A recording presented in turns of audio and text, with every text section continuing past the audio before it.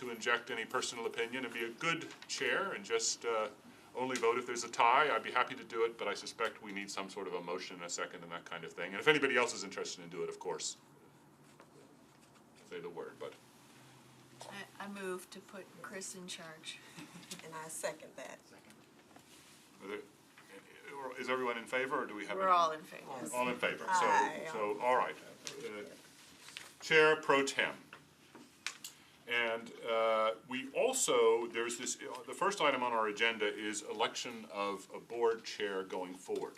As I understand it, there's a number of administrative items that we need a chair to deal with going forward. Becky Sharp has been serving as vice chair, for example. She has some interest in the position, but it's on us to elect, and certainly when the next group arrives, they could change it around. If you like, that change can be made at any time. But if someone would like to make a nomination for that, or if there's a discussion around this issue, please speak. I'd like to nominate Becky Sharp for the position. And I second. There's a second. Are there any other nominations for the position of chair going forward? No, none.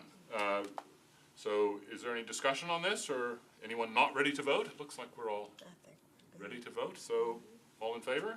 Aye. And no opposed. So you've got 3 votes for Ms. Sharp is the chair going forward. Item 2 on the agenda, the presentation of waiver and public notice. As of June of last year, our legislature would love to hear from the public at every possible meeting and require that we have an open format with some constraints potentially. Do we have anyone here from the public who wishes to address the board?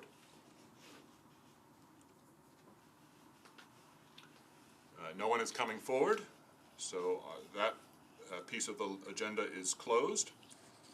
Number 3, consideration of minutes. Hopefully everyone's had a chance to read them. Did anyone find any errors or omissions that they can bring to the fore? Might we have a motion then for approval? I move to approve. Seconded. If everyone's ready to vote, do we approve the minutes? All in favor? Aye. Obviously no opposition, so 3 votes. The minutes are approved from the August meeting. Oh, actually I did that wrong already. I've made a mistake. So now we get to the public a comment period, and I'm going to say we've done that unless someone is waving their hands frantically, which they're not. Okay, so the first business involving money is final approval of all documents and matters necessary or desirable in connection with the request of Vanderbilt University Medical Center, final approval of an issue of not to exceed $200 million in tax-exempt revenue bonds in one or more series, and amendments to revenue bonds series from 2018. And because of the structure of our business, while this is a final approval, because this involves amendments and other things, I understand that we need to have a public hearing at some point, but let's go ahead and have the presentation of what we're approving. Go ahead, thank you. Sure. Hey, good afternoon. My name is Cecilia Moore. I'm the Chief Financial Officer at the Medical Center. So today we are asking for approval of issuance of up to $200 million in bonds. $150 million is new money debt. That money will be primarily focused on building our new bed tower, which is started on 21st Avenue. We did an issuance last year, which the board approved, and that started our construction. This will continue it. There's about $50 million of potential refinancing. We are monitoring the market at the present time. If the market rates are favorable, we will intend to refinance that currently variable rate debt to a fixed mode. In addition to the large adult tower that we're building, we'll also be finishing 2 floors of our children's hospital. And that we did that project, I think, in the 2018-2019 period. We built 4 floors on top. We finished 2. This will finish out 2 more shelled floors. So the purpose of this offering is obviously to support the needs of the community and be able to provide for the patients in Davidson and surrounding counties. Happy to answer questions. Do you want to have questions?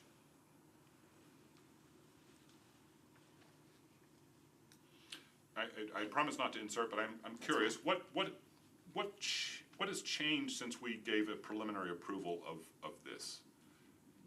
In other words, I remember we did $200 million in. Well, yeah, we are actually doing our funding in tranches. So, Okay. yeah, last year we did 200 to start the project, but then we said, okay, we're going to come back and do another 150. We're trying not to borrow ahead, get ahead of ourselves. And then next year, more than likely, you'll do another, potentially the last tranche. And as I understood these amendments, I tried to read through them a bit. This is a scenario I think we've seen with other relationships where you're going back to bankers and you're locking in some interest caps, hopefully, and so technically we have to approve Yeah, those? we are actually issuing public bonds in this case. For the ones that are the $50 million that we are basically refinancing, those were variable rate bank bonds, as I remember, but so we're now wanting to refinance them on a tax-exempt basis. So we're basically retiring the old bonds, taking out the new bonds, fixing them for a period of time. Depending on the period of time that we issue these, more than likely there'll be a bullet issuance in either 7 or 10 year time frame. And other agencies have been in the mix, making sure that's all copacetic. Okay, super. That answers all the questions I had, and we should have thank you. There doesn't seem to be any questions from the group here. Public hearing is required. Would anybody from the public like to speak about this bond issue? No one has come forward. Is there a motion to approve this? I move to approve. I'll second. I have an approval in a second. Is there any further discussion? If everyone is ready to vote, all in favor? Aye. Any opposed? Clearly no. 3 yes does it. Thank you. Thank you. We appreciate it. Item number 6. This is also a final approval. Authorizing all documents and matters necessary or desirable in connection with the request of EC Nashville Christian Towers LLC for final approval of the issuance not to exceed $29,500,000 multifamily notes in one or more series. Okay. Is someone here to speak about this? Yeah, hi. My name's Philip Vaughn. I'm here representing the ownership group. And we're ready to close. We're ready to close on, I think it's November 22nd. So. And as this has no excitement, I don't think we have a need for a public hearing in our agenda. Are there any questions from my colleagues on the board?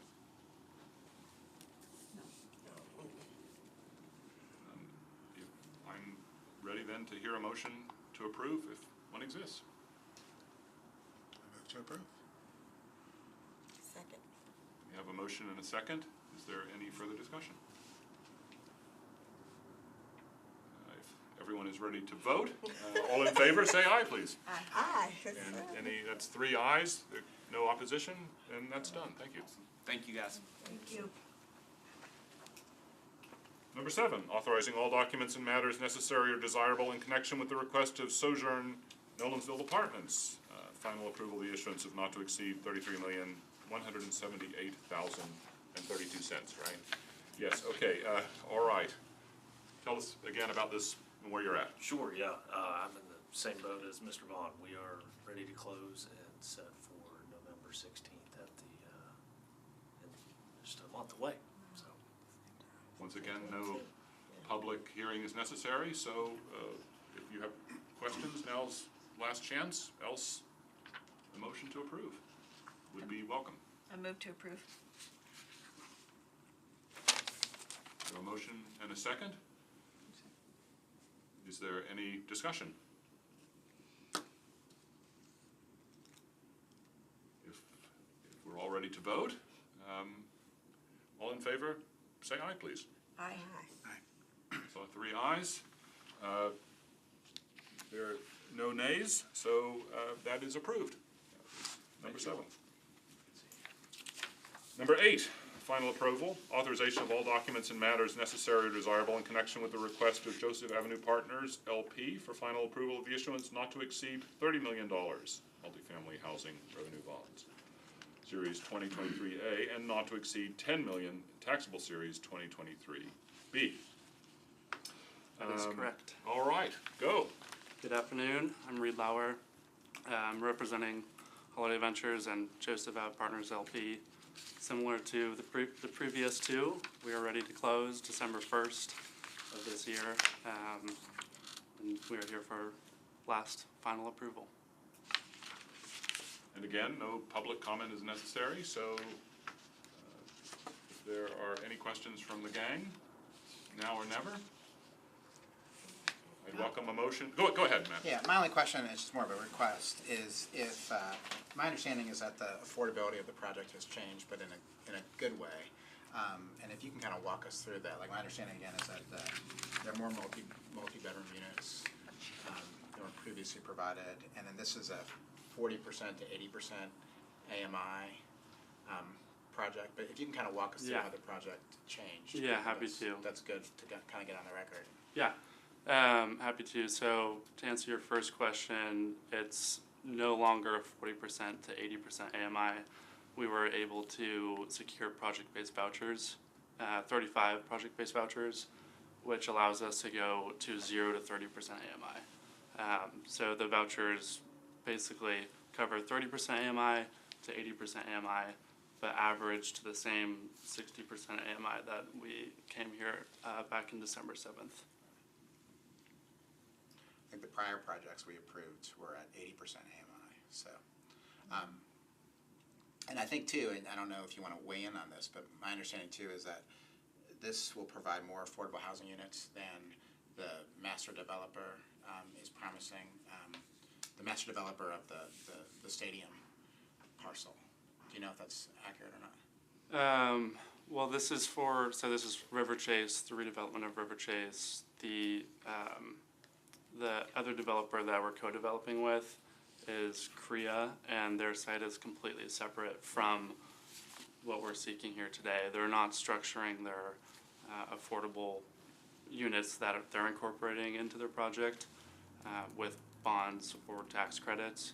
So to answer your question, yes, there will be more affordable units within the entire redevelopment of River Chase, but what we're seeking today is 140 units, which is, and going below what the CBA, the Community Benefits Agreement, originally called for, which is great news for the community, the legacy residents, and we're able to provide more units at deeply affordable AMI restrictions. So it's 140 units with an average AMI of, we're talking about people who have an AMI of around 50% or 50% of. 60. Can't phrase that quite right today. Yeah. But you know what I mean? Yeah, it's the average of the project for our 140 units is 60%. Okay, 60%, okay. And the range goes from 30% AMI to 80% AMI. Okay.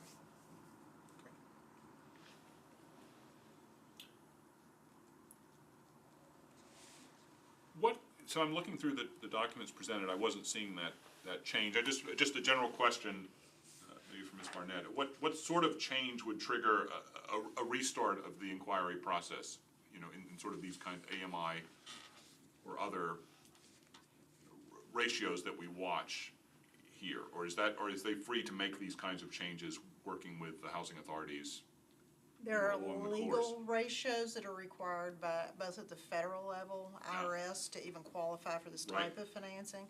The state housing agency has an additional layer of affordability requirements, THDA. And then also with this particular site, which these guys can explain in more detail, there's also a community benefits agreement that is yet another layer. So there's several layers of folks that keep adding additional requirements that are the ongoing, operationally ongoing. We'll be confirming all these are being satisfied. And this is interesting, as long as all those things are within spec, we don't get an alert, so to speak, on our Correct, correct. screen. Okay. And they're required to file regular reports with each of the agencies that watch these very closely. So if they get out of compliance, someone will get an alert. It won't be us, but someone will. Yeah, we'll get the black eye. Once again, no need for a public comment. Are there other questions? Well, I was just going to Keep going. comment, it seems like, and I don't know how we trigger this, but that we should be notified this is not the case here, to be clear, but we should be notified if the affordability requirements become changed dramatically to where you have to have a higher AMI to qualify. And again, I don't know how we kind of trigger this, but it just seems like if we approve, and we approve on the basis that, you know, somebody with an average median, somebody who makes 50% of the average median income can qualify, and then that changes and that goes up to 65, that seems like that's material enough to warrant.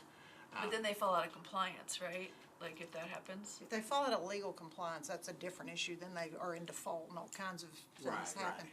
If they if the law changes, requirements change for other reasons, and it impacts the financing documents the board's entering into, they would have to come back, we'd have to amend those documents, so you would see them again before that could take effect. But say they're still within the legal parameters, but the AMI has increased from first reading to final reading.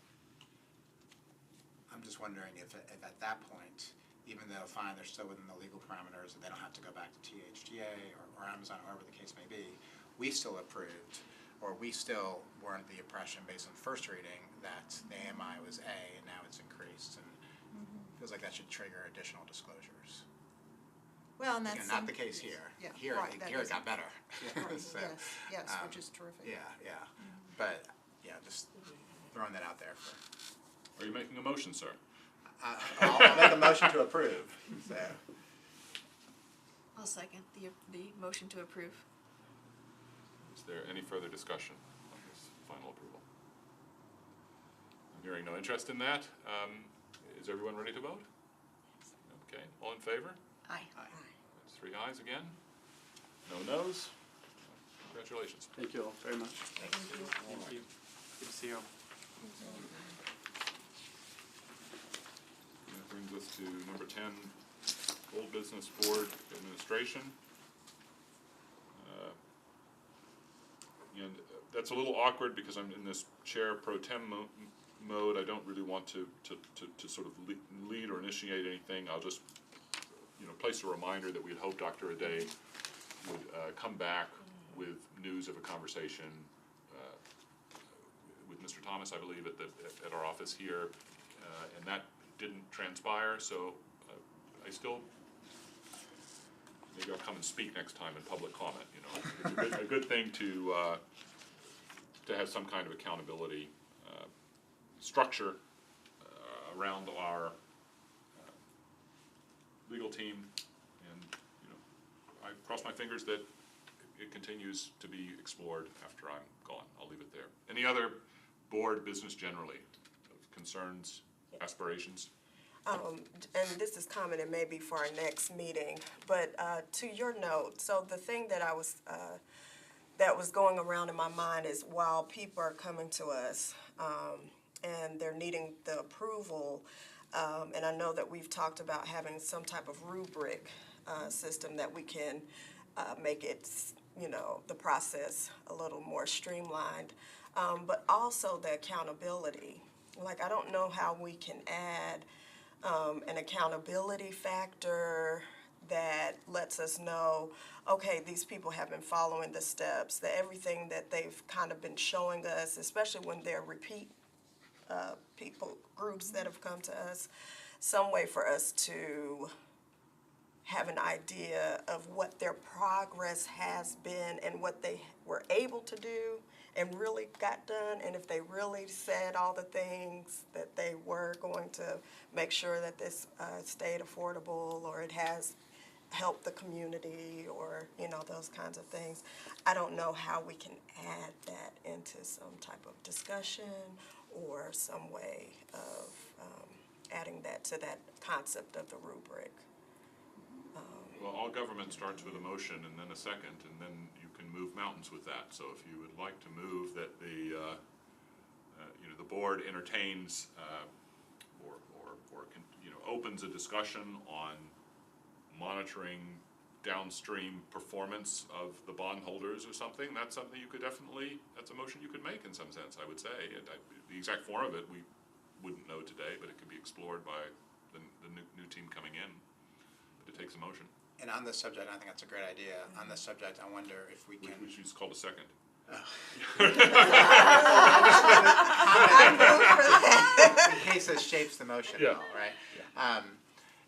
Is if we can, and they may not want to do this or have the bandwidth to do this, but if we can enlist Metro to, not do an audit, right? But just occasionally help us in monitoring downstream performance.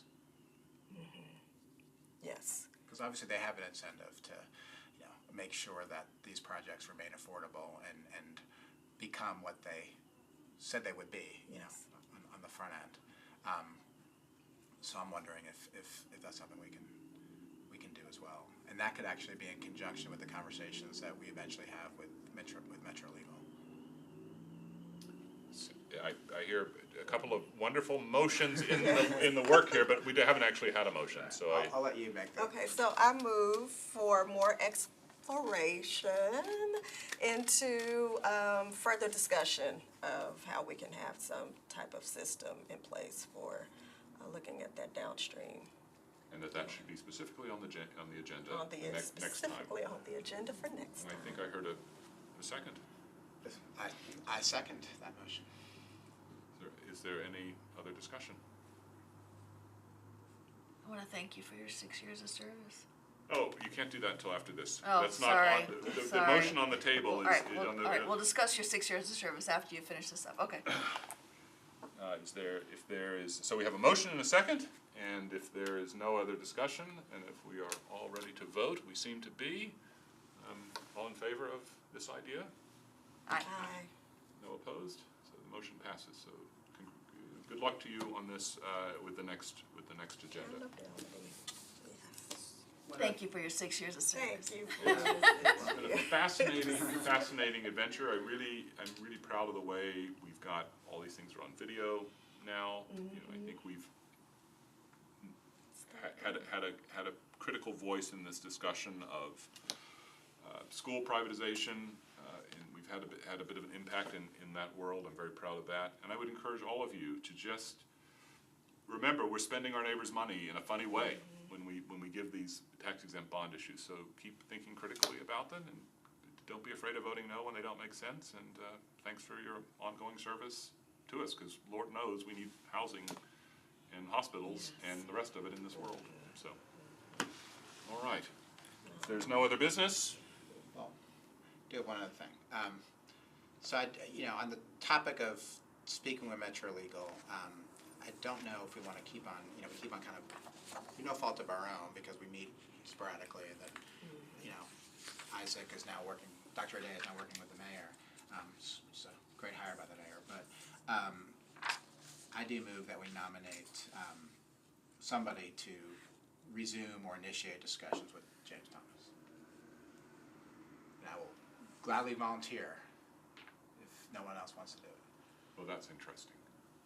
Do I have to make the two separate motions? Well, I'm thinking now about structural things. So the reason Dr. Ade had that is that as he was chair, with sort of the thinking, and if you have one person doing it, I understand. Yeah, that makes sense. I mean, you're welcome to make that motion. I don't think I can stop it, so to speak. But it's almost like wouldn't we want Becky to sort of be in the mix in that decision a bit? No, that's a good point. I don't know if I made the motion, but to the extent I did, I withdraw it. So. Okay, and I promise not to give my opinion, and there I blew it already. I'm terrible chair. No, that's smart. But a motion for me, to reach out to Becky, or this group, and just remind her that this is open business. Yeah, she hasn't been extended the authority. I see. We're in a funny place because she hasn't been extended the authority explicitly to move ahead, has she? Okay, all right. Yeah, I'm gonna erase all that. Great, I'm stopping. Anything else?